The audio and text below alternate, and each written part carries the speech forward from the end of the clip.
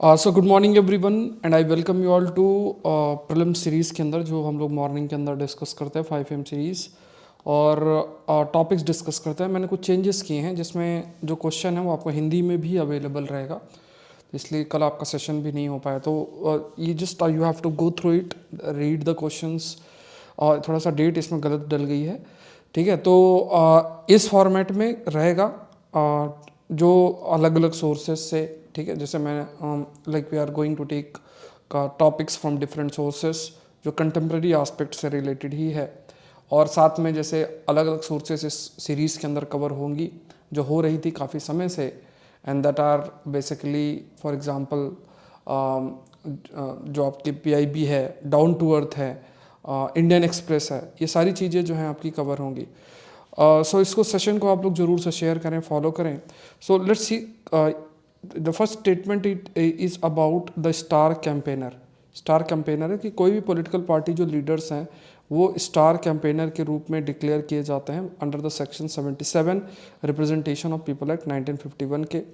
जो recognise national और state party है जो कि डिक्लेयर होती हैं इलेक्शन कमीशन ऑफ इंडिया के द्वारा, वो नॉमिनेट कर सकती है मैक्सिमम 40 स्टार कैंपेनर्स। 40 जो स्टार कैंपेनर्स है वो कर सकती है। इसमें कौन सा स्टेटमेंट आपका करेक्ट है, ठीक है, ये है। तो इसमें आंसर की अगर हम बात करें तो दोनों ही स्टेटमेंट इसमें करेक्ट है। तो कोई भी जो पॉलिटिकल पार्टी है, कोई भी पॉलिटिकल पार्टी, देखो हिंदी में साइड में रखा है, तो जो हिंदी माध्यम से हैं आई रिक्वेस्ट हो, क्योंकि आपके लिए ये एफर्ट किया गया है कि आप अपने जो कंटेंट है उसको आप हिंदी माध्यम में भी चाहें तो रीड कर सकते हैं, अंडरस्टैंडिंग आपकी बेटर होगी। धीरे धीरे आई विल ऑल्सो ट्राई कि जो भाषा का बैरियर ना हो। आप लोग में से बहुत सारे लोग इस चीज़ को कहते हैं क्योंकि we generally discuss in both Hindi and English, मतलब बाइलिंगुअल है, but content is generally in English. So जो हिंदी माध्यम से स्टूडेंट्स हैं मे बी उनको थोड़ा सा डिफ़िकल्टी होती हो, बट ये थोड़ा सा प्रयास है मेरी तरफ से। अब इसको पीडीएफ कैसे करना है, क्या करना है, क्योंकि क्या एस्पेक्ट है वो सब मैं आपसे बाद में डिस्कस करूँगा। पहले इस सीरीज़ को थोड़ा मतलब जैसे जो सीरीज़ है इसको हम लोग लगातार कंटिन्यू रखते हैं जैसे पहले से ही चल रही है।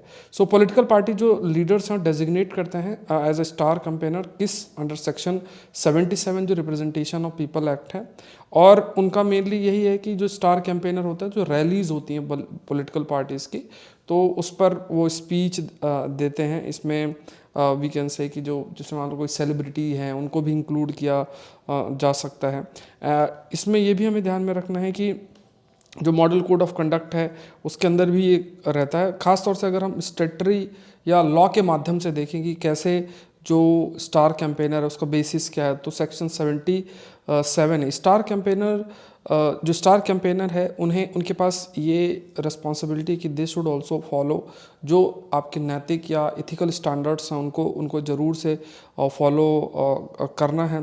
एंड ये जो भी स्टार कैंपेनर होते हैं ये या तो ये पॉलिटिशियन भी हो सकते हैं या फिर they can also be a film star. ऐसा कोई लॉ नहीं है जो कि उनको गवर्न करे who can and can not be made a star campaigner. मतलब ऐसा नहीं कि उसमें कुछ एलिजिबिलिटी, ऐसा नहीं है। ये पॉलिटिकल पार्टी के डिस्क्रिप्शन पे है कि किसको बनाना चाहते हैं, it depends on them. They are nominated by the concern political party, nominate किया जाता है। रिकॉग्नाइज जो नेशनल स्टेट पार्टी है तो लगभग मैक्सिमम 40 स्टार कैंपेनर वो कर सकती है। अनरिकॉग्नाइज जो पॉलिटिकल पार्टी है 20 स्टार कैंपेनर्स जो हैं उनको ये नॉमिनेट कर सकती है।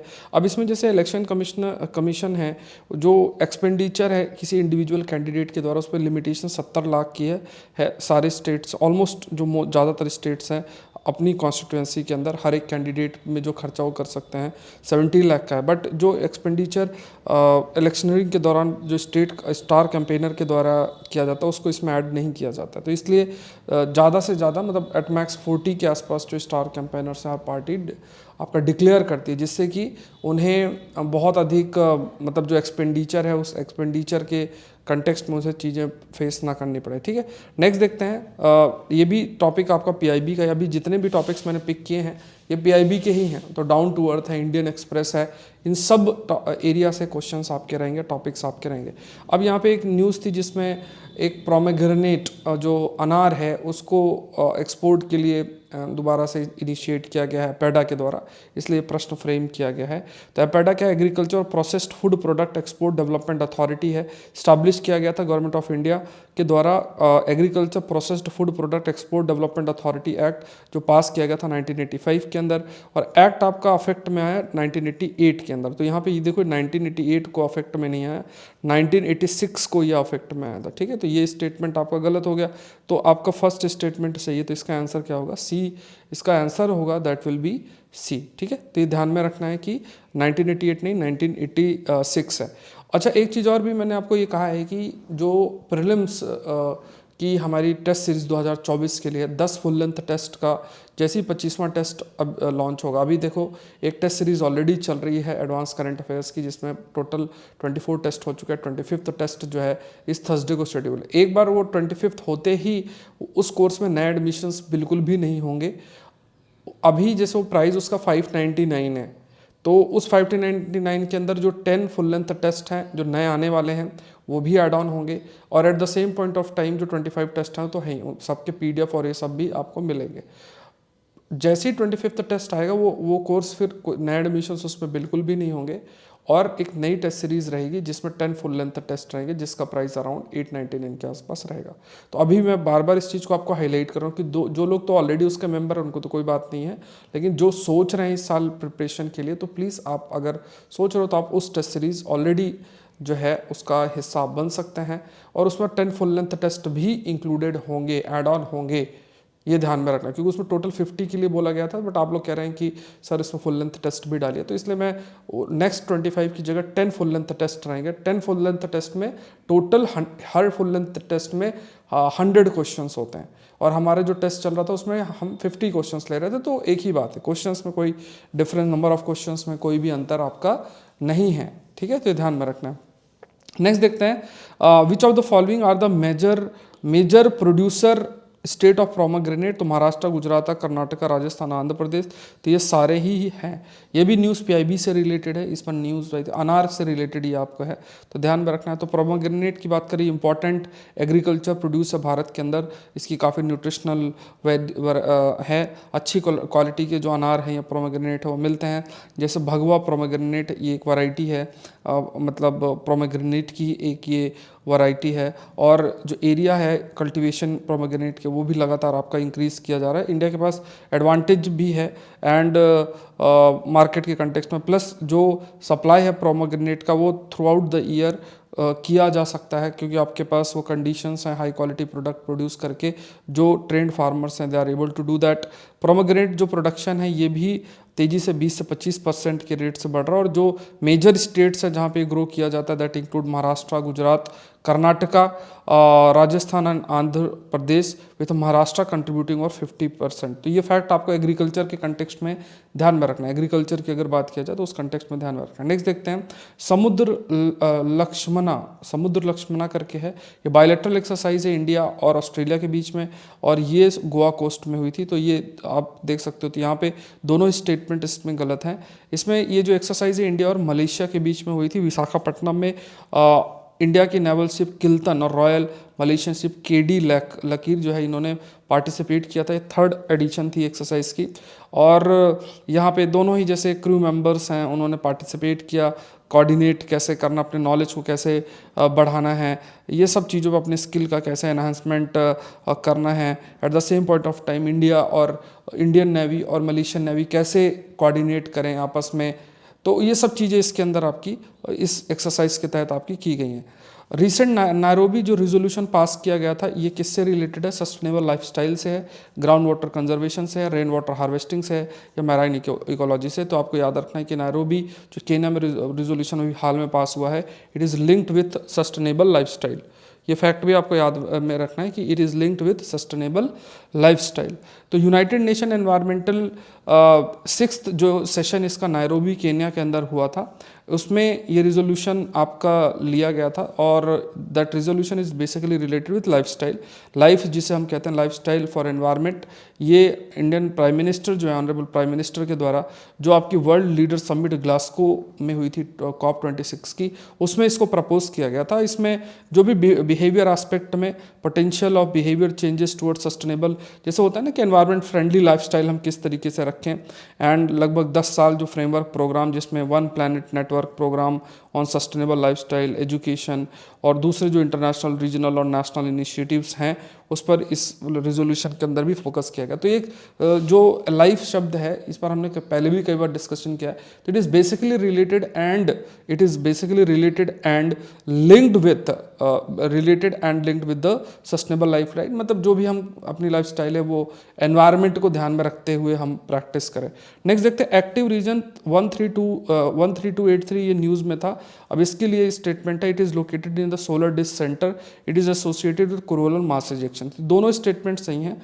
कोरोनल मास इजेक्शन की बात करें तो उस कंटेक्स्ट में ये चीज़ें न्यूज़ में भी थी, तो इसका भी आंसर 1 और 2 होगा।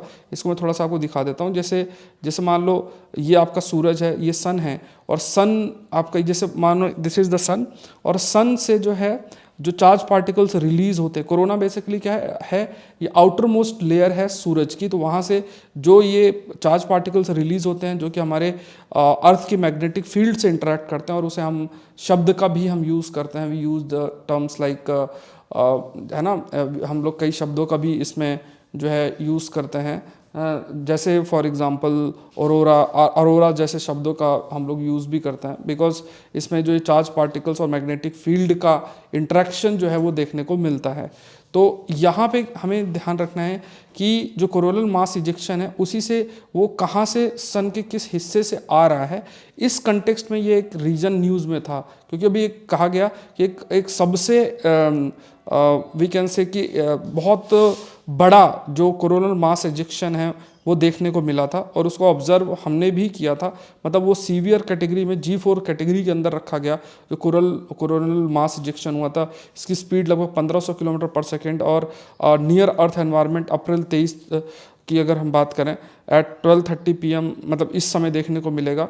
और ये एक स्ट्रॉम होगा, है ना। तो ये लाइक जो जियोमैग्नेटिक स्ट्रॉम मतलब बहुत सारे ऐसे चार्ज पार्टिकल्स हैं वो आके टकराएंगे, हमारी मैग्नेटिक फील्ड प्रोटेक्ट करेगी, बट बहुत सारे लेवल पे हो सकता है कि वो जो पार्टिकल्स हैं, चार्ज आयंस हैं, वो हमारे एटमॉस्फेयर तक कुछ रीच करें और वो हमें अफेक्ट भी करेंगे। तो जो एस्ट्रोनॉमिकल ऑब्जर्वेटरी हैनले लद्दाख के अंदर है उसके द्वारा इसको ऑब्जर्व किया गया है। ठीक है, हिंदी में भी पूरा मैंने डाल दिया है। अब इसके PDF देखो, ये सब क्रिएट करने में काफ़ी सारे इश्यूज और लॉजिस्टिक्स होते हैं। तो अब ये कंटेंट पूरा का पूरा है, PDF कैसे शेयर करना है, क्या चीज़ें हैं, वो मैं सब आपसे डिस्कस करूँगा। बाकी जो अगर आप खुद से डायरेक्ट नोट्स बनाना चाहते हैं तो that you can do it, ठीक है, वो आप कर सकते हैं क्लास जो है देख के। नेक्स्ट देखते हैं, श्री चित्रवाल अभी न्यूज़ में था, ये किस सेक्टर से रिलेटेड है, तो ये हेल्थ केयर सेक्टर से रिलेटेड है, वॉल्व है। ठीक है, तो ये लो कॉस्ट श्री चित्र जो वॉल है बेसिकली रूमाटाइड हार्ट डिजीज से रिलेटेड है। लो कॉस्ट मतलब ये ऐसे बीमारी जो हार्ट में हो जाती है, तो ये लो कॉस्ट सॉल्यूशन है कि किस तरीके से जो इन वॉल्व का इस्तेमाल करके जो ये हार्ट की बीमारी है उससे दूर किया जा सकता है। इसका प्रयास भी बहुत सारा किया गया है कि कैसे किस तरीके से या किस प्रकार जो है वी कैन से कि किस तरीके से या फिर किस प्रकार से ये जो बीमारी हार्ट की है जो डिराइव हो रही है, जिसे हम रूमेटिक हार्ट डिजीज़ भी कहते हैं, उसे डील किया जाए। तो उसी कंटेक्स्ट में ये जो वॉल है, श्री चित्र वॉल है, ये इसी नाम की एक संस्था है department of science and technology के अंदर, उसने ये प्रयास जो है किया है। ठीक है, तो ध्यान में रखना है। अगेन ये जो टेस्ट सीरीज़ है इसका 25th टेस्ट आपका इस संडे को शेड्यूल्ड है, इस संडे को शेड्यूल है। 24th टेस्ट का रिजल्ट मैं पब्लिश कर दूंगा, तो आपको सारे कोर्सेज का लिंक आपको मिल जाएगा। तो ये आप Saurabh Pandey CSE app download करेंगे, वहाँ पे भी आपको अवेलेबल रहेगा, वहाँ से कर सकते हैं। सौरभ पांडे UPSC.com पे जा सकते हैं, या फिर नीचे डिस्क्रिप्शन बॉक्स में लिंक दिया है, वहाँ से कोर्सेज तक रीच कर सकते हैं। ठीक है, तो ये अभी जो प्राइस है टेस्ट सीरीज़ की 599 है, और फिर 25th टेस्ट के बाद इसमें नए एडमिशन्स नहीं होंगे। इसमें जो ऑलरेडी ज्वाइन जिन्होंने कर रखा है वो बेसिकली वी कैन से कि उनको जो 10 फुल लेंथ टेस्ट है दैट दे कैन एक्सेस, वो आप अपना एक्सेस कर सकते हैं। इंटरनेशनल रिलेशन का कोर्स लॉन्च हो चुका है, एग्रीकल्चर जीएस के लिए ये कोर्स चल रहा है, इसका प्राइस भी 999 है, ये भी कोर्स जल्द स्टार्ट होगा। ये ऐप आप लोग डाउनलोड कर सकते हैं, यहाँ पे आपको सारी जानकारी मिल सकती है। कोई क्वेरी है तो इस नंबर पे आप मुझे मैसेज करना है, ठीक है, मैसेज ही करना है और नहीं मतलब मैसेज करना है, ठीक है, तो ये ध्यान रखें। और करंट अफेयर्स का कोर्स तो देखो चल ही रहा है, करंट अफेयर्स कोर्स अगेन काफ़ी इंपॉर्टेंट है। जैसे करंट अफेयर कोर्स की अगर बात करो तो ये सारे नोट्स हैं जो आपको करंट अफेयर कोर्स में 2024 के लिए जो चल रहा है उसको दिया जा रहा है, ये नोट्स आप देख सकते हो। और यही क्लासेस हैं, टॉपिक्स हैं जो हम लोग डिस्कस कोर्स के अंदर करते हैं। तो ये सारी चीज़ें हैं। तो मिलते हैं नेक्स्ट सेशन के अंदर द हिंदू के। Thank you everyone, thank you.